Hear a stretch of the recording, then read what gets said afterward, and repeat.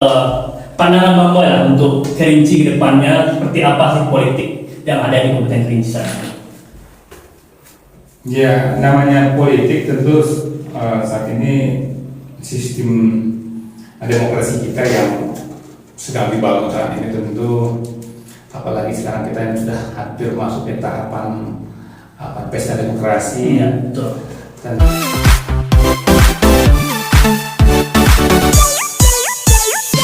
Assalamualaikum warahmatullahi wabarakatuh. Kanti-kanti tong kosong dimanapun berada, di baik di Kabupaten Kerinci maupun di Provinsi Jambi. Kali ini kita kedatangan tamu yang sangat istimewa, seorang tokoh Kerinci yang masih muda dan masih bersemangat untuk membangun Kerinci ke depan seperti apa. Kita kedatangan tamu, ada Pak Boy Edward. Ya, selamat datang kepada Pak Boy. Ya, alhamdulillah beliau sudah hadir bersama kita semua di sini. Sebelum kita mulai, saya ingin bertanya dulu, kesibukan apa sih Pak Boy untuk saat ini? baik, di sore hari ini saya mendapatkan kesempatan bisa ngobrol santai di mana nih? Di tong kosong. Tong kosong. Nah, biasa di tong kosong ini apa makna tong kosong ini? Biasanya kalau tong kosong ini nyari bunyinya, Nah, seperti itu. Ya, kalau kita tong kosong kita berbunyinya nyari, bukan nyari bunyinya. Baik, iya, apa namanya? Saya terima kasih bisa diundang ke sini, bisa berbagi cerita ya, berbagi cerita. Itu tadi ditanya awal saya. Saat ini apa aktivitas? Tentu bagi pemirsa semua mungkin yang selama ini sudah mengenali saya tentu sudah sangat tahu bahwa saya sendiri selama ini sebelum masuk di dunia politik itu nanti akan ditanya lebih lagi tentu posisi saya hari ini kesibukan ya tentu sebagai kapasitas sebagai sebagai salah satu pimpinan DPRD Kabupaten Kerinci tentu melaksanakan tugas-tugas kedewanan saya sebagai amanah wakil rakyat. Tentu samping itu juga hari ini juga diberikan kesempatan mengurus Partai Golkar sebagai pimpinan Partai Golkar Kabupaten Kerinci, tentu membesarkan Partai Golkar itu dalam aktivitas yang sesuai dengan agenda yang kita siapkan. Itu sebagai aktivitas. Ya, baik. Jadi aktivitas beliau saat ini itu sebagai salah satu pimpinan anggota DPR Kabupaten Kerinci dan juga sebagai pimpinan Partai Golkar Kabupaten Kerinci. Ya. Nah, kemudian untuk kita lebih lanjut lagi, untuk lebih mendalam lagi ya pertanyaan kita yang akan kita ajukan untuk Bang Boy kali ini. Nah, ini kebetulan kita sekarang lagi di zaman-zaman politik lah ya Bang Boy ya. Nah, mungkin ada pandangan Bang Boy lah untuk Kerinci ke depannya, seperti apa sih politik yang ada di Kabupaten Kerinci sana?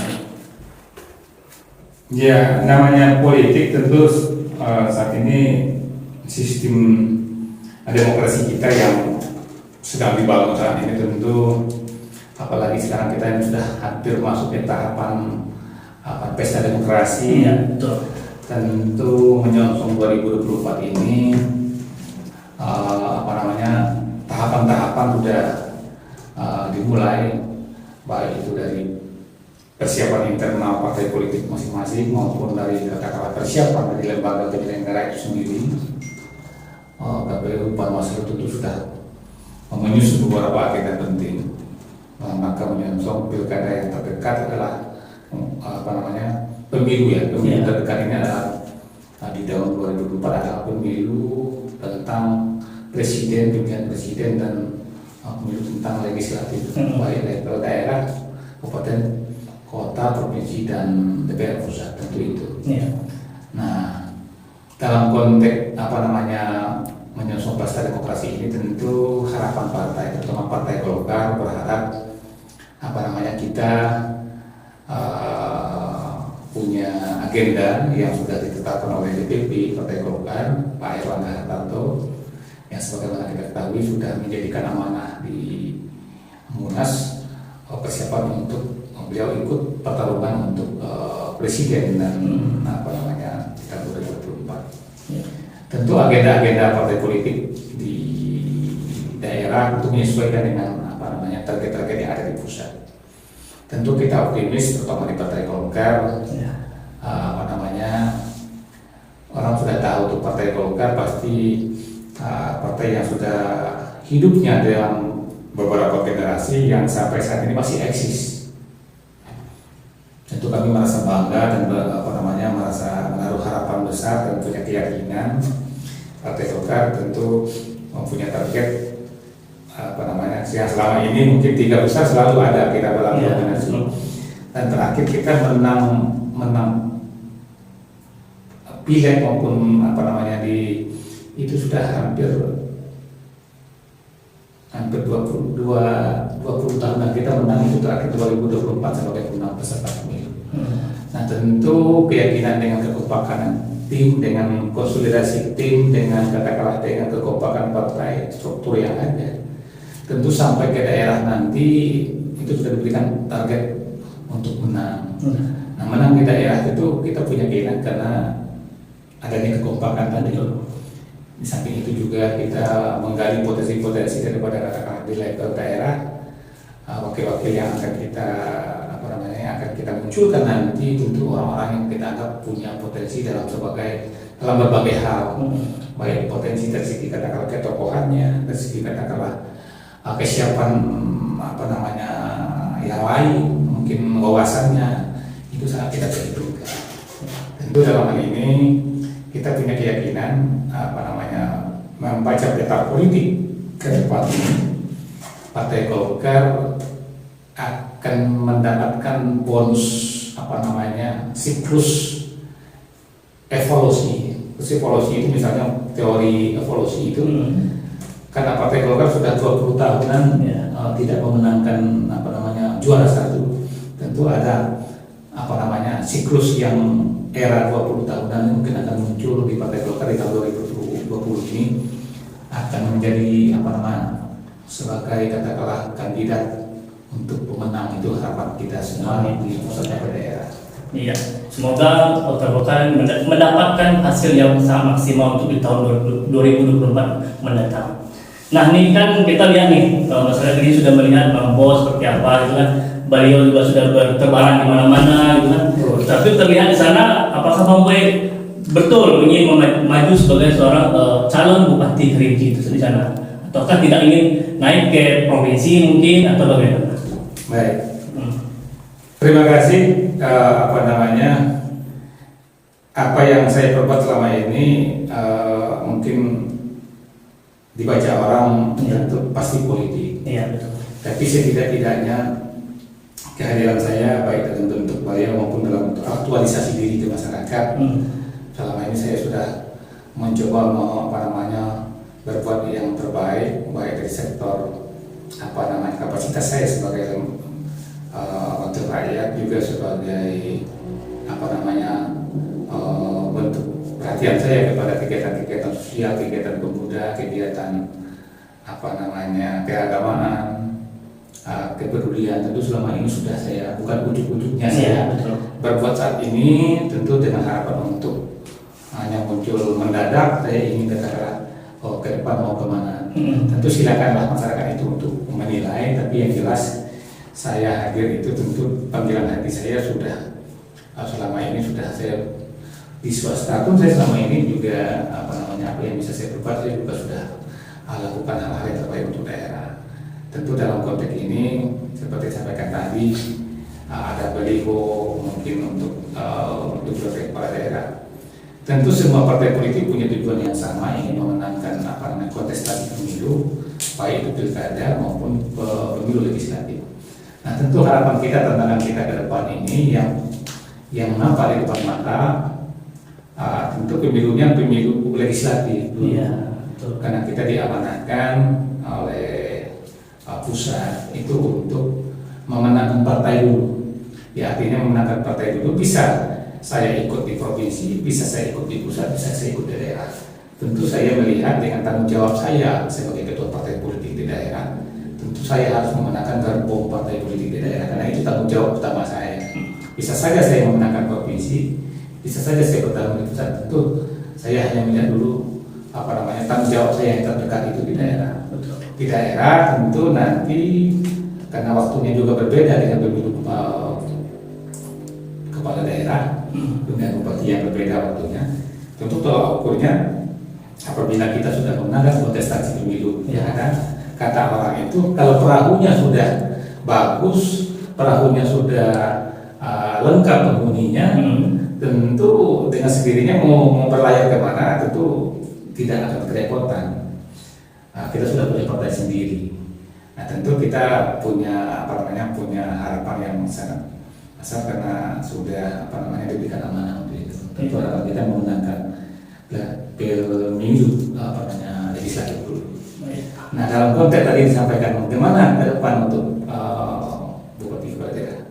Ya tentu kita bohong kalau kita tidak punya niat untuk membangun daerah. Pasti kita masuk partai politik pasti sudah punya keinginan untuk memperdayakan potensi yang kita miliki dengan memperhatikan potensi-potensi yang ada di daerah yang mestinya harus kita bisa perbuat. Tentu pastilah kita punya harapan. Mudah-mudahan dengan hasil yang nanti dengan signifikan hasilnya masyarakat menaruh harapan tentu dengan memenangkan partai Golkar di semua dapil dan orang-orang yang dulu otomatis nanti itu sebagai langkah awal kita sudah menapak untuk arah yang kesana itu sudah semakin terbuka. Iya, sudah tadi kita ya, Bang Boy sudah berpikir sangat luar biasa untuk Kabupaten Kerinci khususnya ya. Mudah-mudahan beliau nanti mendapatkan tempat yang pas ataupun suara yang banyak untuk di 2024 nanti. Amin. Mudah-mudahan partai Golkar mendapatkan hasil yang sangat maksimal ya. Nah, nih Bang, kita kan lihat sekarang banyak anak-anak muda nih yang ingin terjun juga ke dunia politik. Jadi menurut pandangan Abang itu apakah sudah pas ini waktunya nih anak-anak milenial untuk terjun langsung ke dunia politik atau masih menunggu waktu untuk di tahun 2029 nanti tentunya? Oh baik, terima kasih, ini pertanyaan yang cukup bagus karena selama ini kita melihat anak muda di daerah terutama Kerinci dengan SDM-nya yang luar biasa. Tentu kita punya harapan anak muda itu bisa punya keyakinan untuk mampu terjun ke dunia politik. Kenapa kami katakan demikian? Kita saat ini sudah harus merubah mindset kita. Bukan politik itu menunggu kita harus berumur sekian, tapi kalau memang betul kita punya niat, punya keyakinan, punya tekad, apalagi punya ada juga sedikit apalagi kita sudah punya menanamkan cita-cita, itu sangat lebih bagus. Tentu harapan-harapan ini tergantung kepada individunya. Kenapa mengatakan demikian? Plus minusnya pasti ada. Kalau kita sudah apabila kita sudah masuk dunia politik, kita bisa memenangkan kontestasi. Tentu kita mesti memelihara itu supaya ini bisa bertahan untuk sekian lama. Tapi ada juga sebaliknya, kita harus matangkan dulu. Kita harus matangkan dulu. Kadang-kadang terlalu dini kita anak muda masuk politik. Kadang-kadang itu ada juga nanti akan menimbulkan suatu bentuk nanti terlalu cepat kita memponiskan diri kita. Nanti agak kesulitan kita akan menjabah dunia lain. Makanya sering orang katakan mana yang lebih dahulu. Tapi kadang-kadang itu semuanya tergantung penilaian kita. Apakah masuk politik dulu baru kita berbuat, atau kita matangkan diri kita dulu baru berpolitik. Semuanya ada maknanya. Kalau bagi saya lebih banyak silakan anak muda berpolitik, apalagi itu bisa masuk ke forum yang resmi. Itu sangat lebih bagus. Tapi setidak-tidaknya anak muda itu jangan terlalu tabu berpolitik, takut berpolitik, gara-gara takut mendekati partai politik. Karena partai politik itu juga lah sebagai tempat kita bisa menggali potensi diri kita, bagaimana kita berkomunikasi, bagaimana kita bisa menjaga hubungan, bagaimana kita bisa mendapatkan relasi ini ke partai politik. Jadi kadang-kadang kehidupan kita ini kadang-kadang dianugerahkan kita harus dekat ke sini dulu baru kita berhasil. Tapi kadang-kadang juga anak muda itu terlalu tabu, takut berpolitik. Politik itu karena tidak dianggap negatif segala macam. Tidak seperti itu semua. Kalau kita bisa mengaktualisasikan diri kita, potensi kita bisa kita maksimalkan. Tadi partai politik lah kadang-kadang kita bisa mengenali sila. Dari politik ini kadang-kadang kita bisa mendapatkan jaringan kepada si B.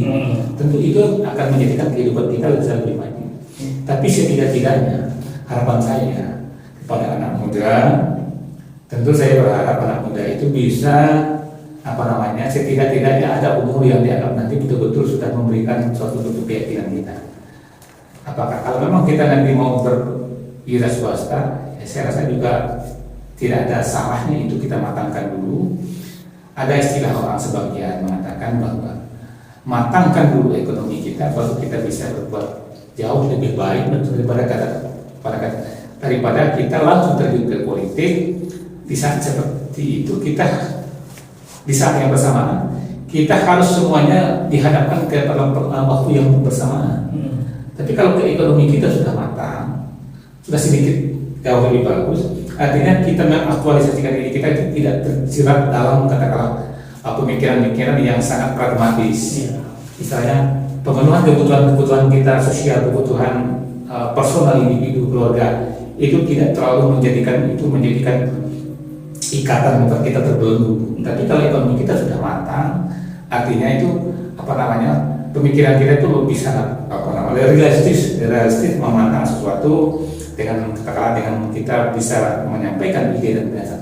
Tapi kalau kita terlibat dengan hanya mengandalkan politik, hidup di politik, suatu saat nanti kita akan terjerumus ke dalam hal-hal yang sangat sangat sempit. Mungkin itu dulu. Anak muda kita harapkan bisa berkiprah, untuk setidak-tidaknya mengenali dulu. Betul. Apalagi kalau memang sudah matang, apa salahnya? Tapi setidaknya jangan tabu politik. Dengan politik itulah kita bisa membangun, apalagi sekarang anak muda eksis di mana-mana. Salah satu sekarang ini anak muda ini misalnya tong kosong ini salah satu eksistensi anak muda. Bisa lagi nanti anak muda misalnya di kuliner sekarang ini. Kalau dulu kita membayangkan ya, anak muda berdagang, anak muda bekerja, itu dianggap hal-hal yang dianggap masih kelas di bawah. Anak muda yang senang itulah yang dianggap mapan. Sekarang berbalik. Sekarang anak muda itu walaupun sudah mapan, dia harus punya kreativitas, membangun langkah-langkah bisnis, menghidupkan UMKM, memberikan daya tarik. Nah itu perlu kita bangun mindset yang seperti itu. Mudah-mudahan anak muda semuanya bisa mengkombinasikan hal yang seperti ini. Iya, baik. Iya. Itulah dia undang-undang kita bersama Bang Boy. Mungkin itu sebagai saran ataupun masukan buat anak muda kita di Kerinci khususnya, jangan pernah takut untuk masuk ke dunia politik. Karena siapa saja boleh ikut ke dunia politik. Ya, ingat itu. Nah Bang, untuk yang terakhir, untuk perdana terakhir sebagai closing statement Bang, untuk mengenai Kerinci khususnya ya, dan mungkin untuk yang kedepannya bagaimana Kerinci lebih baik. Baik, terima kasih. Saya melihat bahwa Kerinci ini adalah suatu daerah, suatu wilayah punya keunggulan. Walaupun satu sisi kita punya suatu bentuk kendala, tapi memang itulah kita diciptakan alam oleh Allah, tentu tidak ada yang sempurna. Tapi setidaknya keunggulannya harus kita maksimalkan, dan potensi masalah persoalan yang mestinya harus kita minimalkan.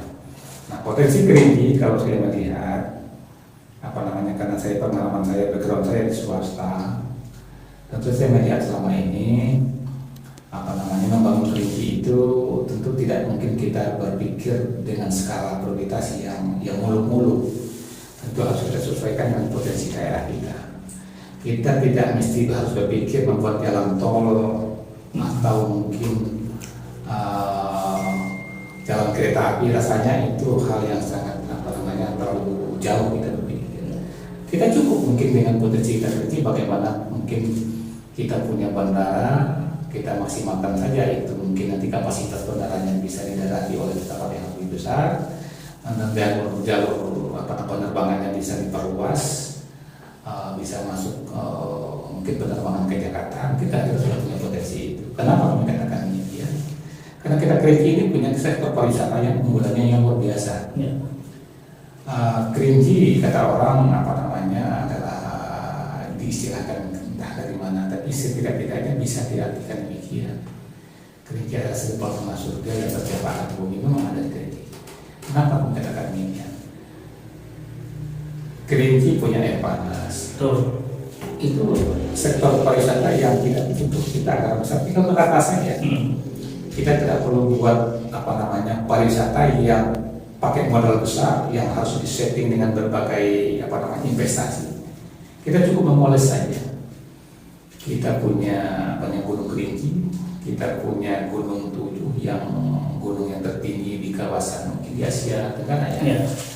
Kemudian kita punya Danau Kaco, Danau Kerinci, punya kemudian air terjun, kemudian punya panorama alam yang luar biasa di mana-mana sekarang. Sektor pariwisata digalakkan oleh BUMDes ini, kita bersyukur juga di BUMDes juga sudah merangkak. Tinggal lagi kehadiran pemerintah daerah ini memperkuat keunggulan-keunggulan itu bisa terkelola dengan baik, dan mungkin nanti ya sektor pariwisata kita harapkan itu betul-betul bisa diurus oleh orang-orang yang punya kompetensi. Karena ingin memajukan pariwisata, ingin membuat pariwisata itu berkesan, tentu harus dikelola dengan baik. Prinsip pariwisata itu sendiri, orang ingin menikmati, karena mindset itu harus kita betul-betul kita tanamkan. Kalau orang ingin menikmati, artinya orang itu harus berikan fasilitas yang terbaik. Nah ini yang masih lemah dengan kita, pengelolaannya masih bersifat katakanlah istilahnya terlalu normatif saja. Bagaimana kita meningkatkan itu nanti, apakah kita menggunakan faktor sektor swasta untuk berinvestasi mengelola pariwisata itu supaya nanti betul-betul bisa terkelola dengan baik. Kemudian harapan kita lihat potensi Kerinci ini dari segi katakanlah keunggulan pertanian dan sektor agribisnis, hortikultura. Nah ini potensi-potensi yang mestinya harus kita garapkan. Tanah di Kerinci adalah kelasnya tak baik untuk sektor perkebunan maupun pertanian. Pertanian itu kan istilahnya kalau saya lihat itu adalah kita punya lahan yang berstatus tanah premium. Jadi artis tanah premium itu punya nilai tersendiri. Apakah kita menanam buah jenis apa buah yang kemudian jeruk yang sedang digalakkan sekarang, kemudian manggis, kemudian mungkin durian, mungkin tinggal kita melihat tadi potensi daerah mana kita kembangkan, sehingga ini nanti akan mendorong meningkatkan sektor pertanian dengan peningkatan produktivitas hasil pertanian dan perkebunan, dan pada akhirnya akan meningkatkan penghasilan taraf hidup petani, mensejahterakan petani. Mungkin itu menjadi titik fokus kita meningkatkan sektor-sektor yang sangat kita unggulkan di Pulau Negeri.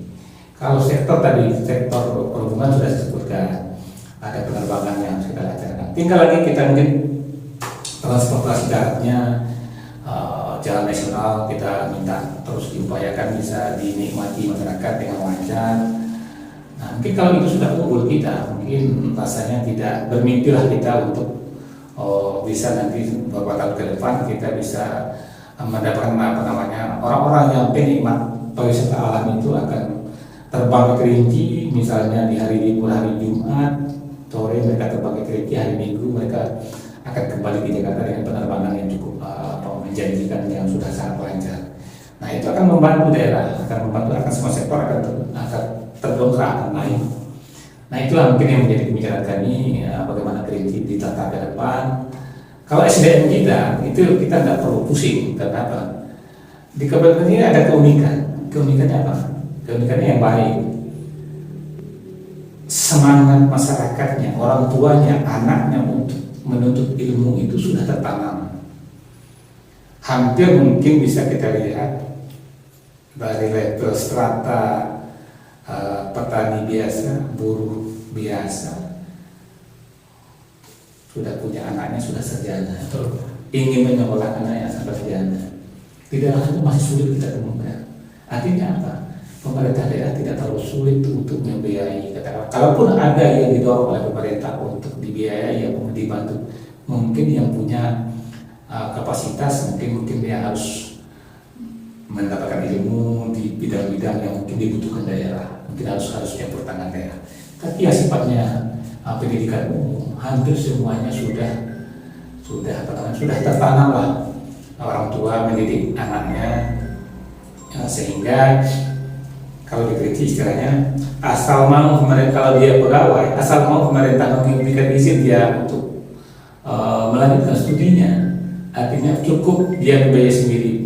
Itulah semangatnya Kerinci. Jadi SDM-nya di Kerinci itu hampir merata.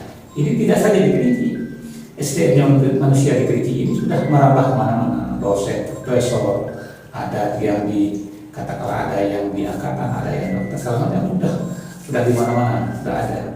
Nah, mungkin satu kelemahan kita yang mesti harus menjadi pemikiran kita, bagaimana kekompakan ini bisa kita padukan kekuatan-kekuatan yang ada di luar daerah dengan di dalam daerah ini sampai bersinergi membangun daerah Kerinci, sehingga ini betul-betul nanti ada kita punya orang, dan nanti kita punya orang yang betul-betul bisa membangun Kerinci, bukan level Kerinci saja, bisa jadi level provinsi kita punya orang.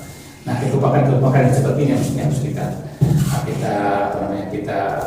hidupkan kembali supaya nanti betul-betul pembangunan Kerinci bisa lebih jauh dan lebih cepat terjadi. Mungkin itu. Terima kasih. Oke, baik, itulah tadi bincang-bincang kita bersama Bang Boy ya. Semoga Kerinci ke depan lebih baik lagi. Siapapun yang menjadi pemimpinnya akan membuat Kerinci lebih baik dan lebih baik lagi. Oke, terima kasih untuk kali ini. Saya ucapkan terima kasih banyak kawan-kawan di mana pun berada. Terima kasih. Assalamualaikum warahmatullahi wabarakatuh.